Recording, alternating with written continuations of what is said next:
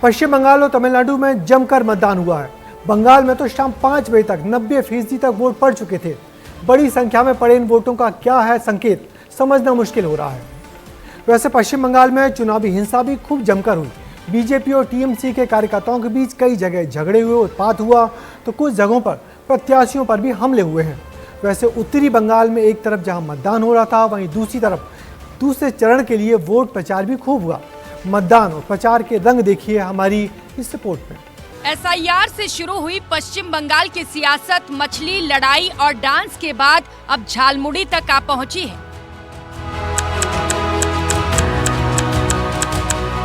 झालमुड़ी प्रधानमंत्री नरेंद्र मोदी ने खाई और पश्चिम बंगाल के सियासी गलियारों में झालमुड़ी की ही चर्चा होने लगी। तो पीएम मोदी ने भी बंगाल फतेह करने के बाद झालमुड़ी बांटने का ऐलान किया है। 4 मई को बंगाल में भी बीजेपी की विजय का जश्न होगा। बीजेपी राहुल गांधी ने भी ममता बनर्जी पर निशाना साधा है और निशाना साधते हुए ये बात भी मान ली कि पश्चिम बंगाल में बीजेपी प्रवेश कर चुकी है।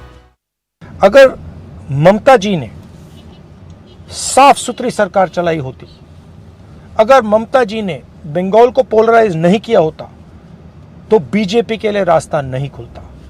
भाई और बहनों, कांग्रेस पार्टी बीजेपी से लड़ती है और बीजेपी जानती है कि कांग्रेस पार्टी ही बीजेपी को रोक सकती है। कांग्रेस पार्टी का पूरा समर्थन कीजिए।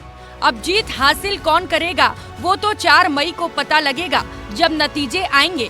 फिलहाल पश्चिम बंगाल में पहले फेज में 152 सीटों पर वोटिंग हुई, तो वहीं तमिलनाडु में 234 सीटों पर मतदान हुआ।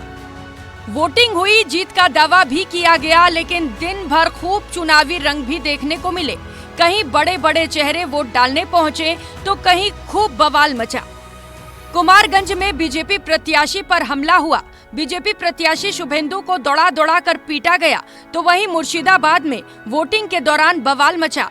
नौदा में हुमायूं कबीर का जोरदार विरोध देखने को मिला। पश्चिम बंगाल में किस तरह से शांतिपूर्वक चुनाव हो रहे हैं, वो तो आप तस्वीर देखकर समझ ही गए होंगे। बूथ के बाहर ही लोग भिड़े हुए हैं, तो वहीं आम जनता के साथ साथ बड़े चेहरे भी मतदान करने पहुंच रहे हैं। तो कहीं झालमुड़ी की सियासत गरमा रही है, तो कहीं सड़कों पर टकराव चुनावी माहौल का ताप बढ़ा रहा है। दावे भी हैं, वादे भी हैं और आरोप प्रत्यारोप का सिलसिला भी जारी है। लेकिन असली फैसला जनता के हाथ में है, जिसकी मुहर तय करेगी कि किसके सिर सजेगा जीत का ताज और किसे करना पड़ेगा इंतजार।